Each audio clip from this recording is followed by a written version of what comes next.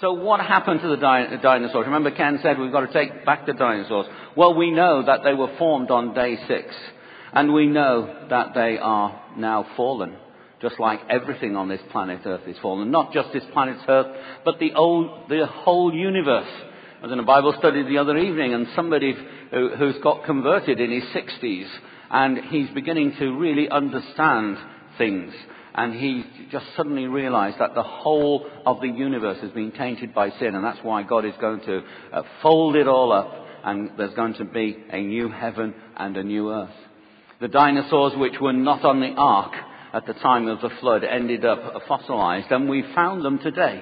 You can go out and look for dinosaur remains, and we found them today. The question I want to ask, though, did dinosaurs and humans live at the same time? What I want to do this morning is to give you 3 pieces of what I call evidence, or 3 pieces of data that points to their living together. We know that the word dinosaur is not found in the Bible. Neither is the word cat, for that matter. All you cat lovers, including myself, there's no cats in the Bible. Doesn't matter. There's no dinosaurs in the Bible as such in terms of the word, but it describes a dinosaur in Job chapter 40. You get this chapter and give it to young children and get them to draw the type of thing that is being described here with the huge legs and the huge body and the tail like a cedar tree. They will come up with a drawing something like a dinosaur. And this is another thing. For years and years and years, depictions of dinosaurs, they were like, the sheep with their tails dragging behind them in the fairy story and in the nursery rhymes. But now you go to museums and you see them, their tails are put so that they're sticking out behind them. And this is because they realize a balance between the neck and the head of the dinosaur and the tail. And as they walked along, they would do this. I first came across this in the 1970s.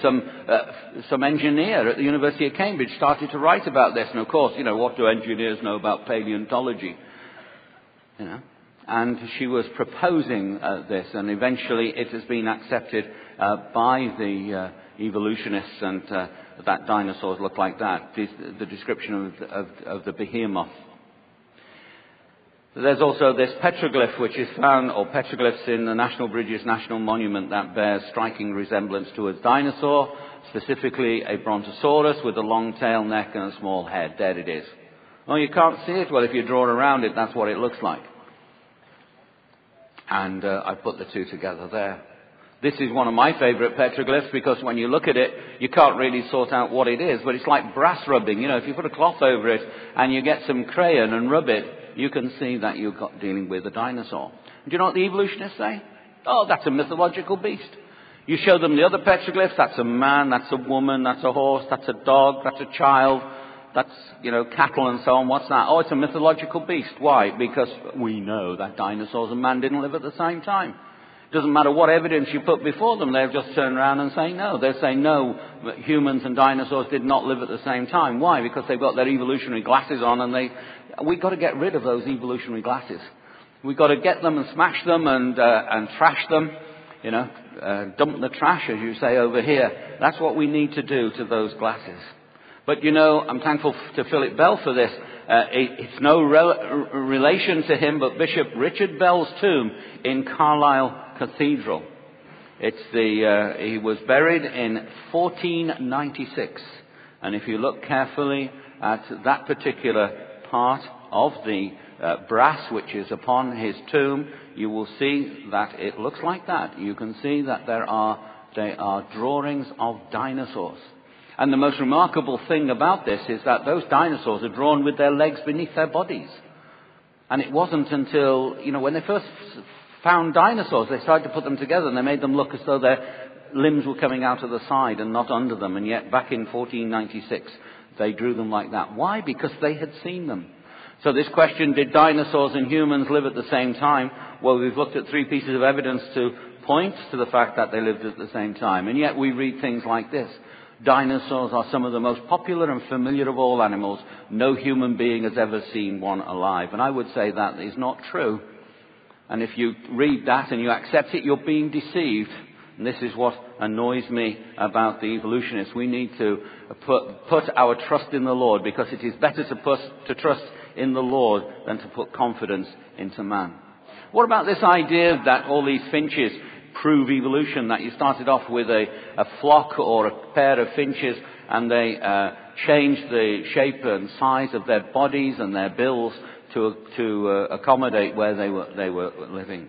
Well, what does the Bible say about such things? The Bible states quite clearly in Genesis chapter 1, 10 times, isn't it, that plants and animals reproduce after its kind and after their kind. We are so used to this, it's very difficult for us to just, I don't have to use the word accept it, but to explain it.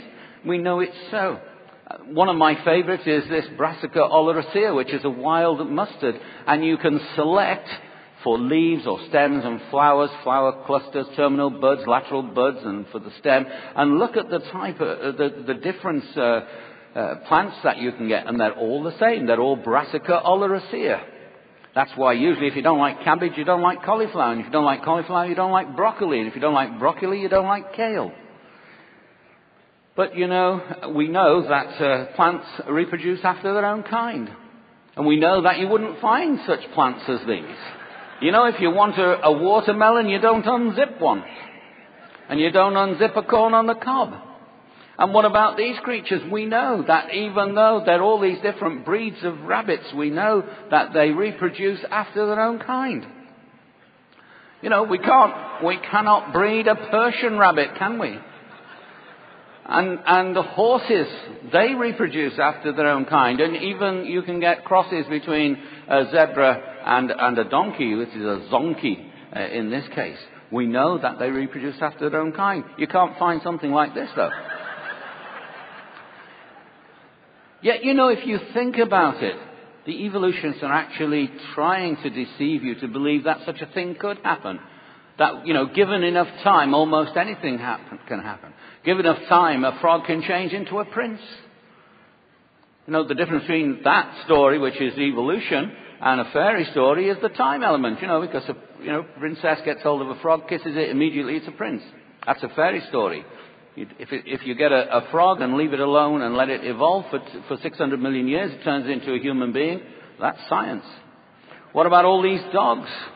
We know that the origin of the domestic dog from wolves has been established, suggesting a common origin from a single gene pool for all dog populations. And I'm sure you've all heard Ken talk about this.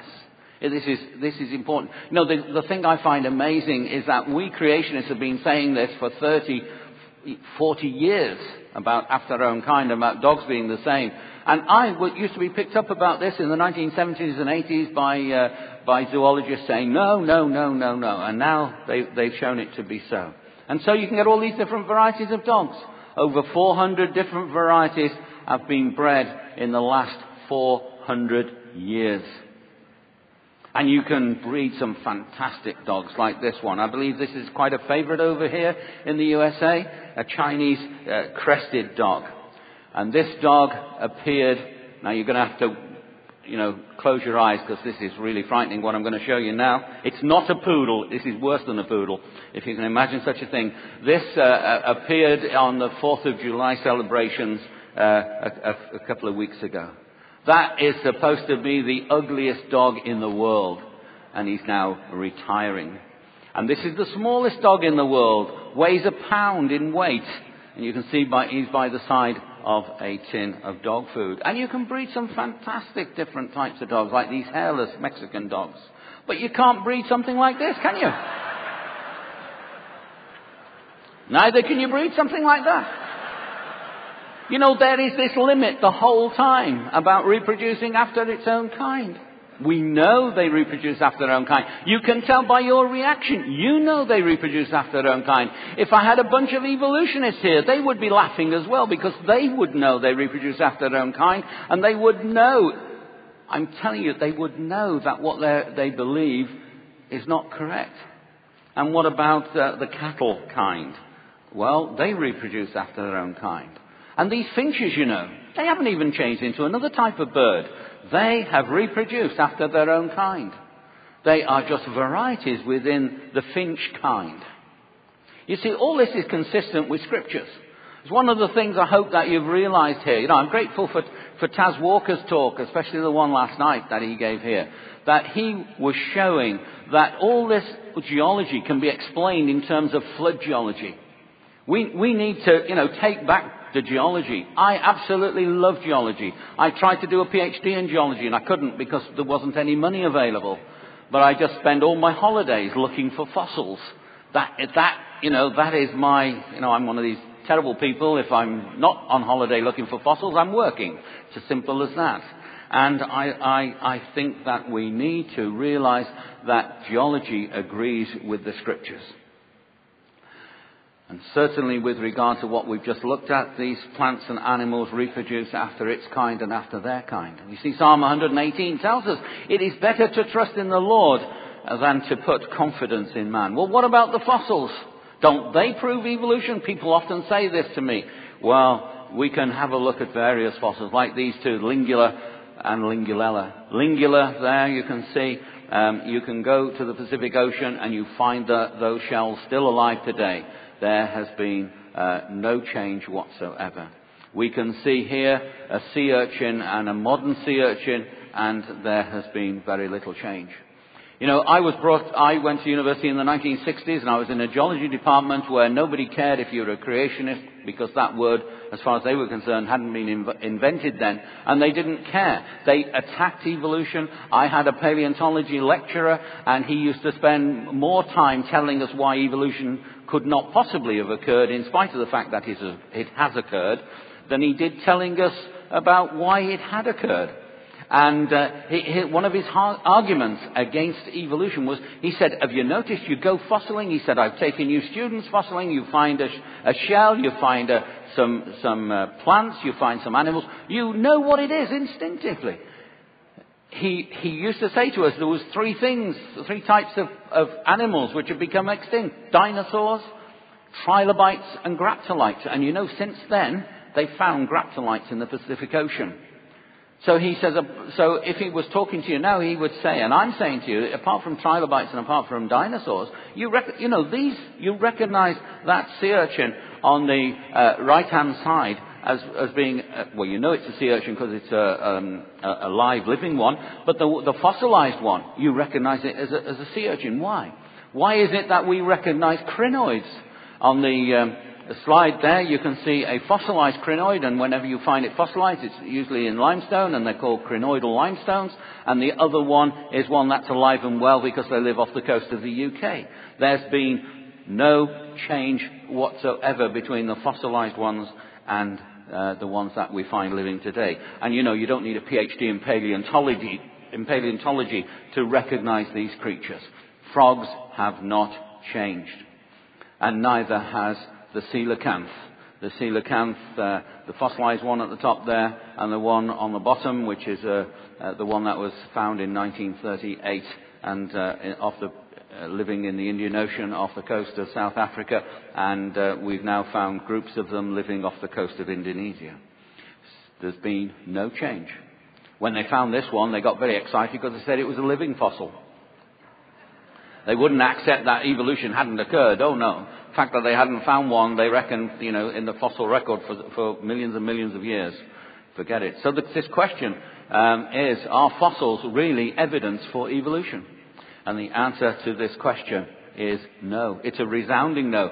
When I first met Duane Gish in the 1970s, he had written a book called Evolution, the Fossils Say No. And then he wrote another one, didn't he? Evolution, the Fossils Say No, expanded, revised edition. And now he's written one, Evolution, the Fossils Still Say No. I know Duane has just retired and he hopes to rewrite this. What would he call it? It'd be very interesting to think if you can think of a good title.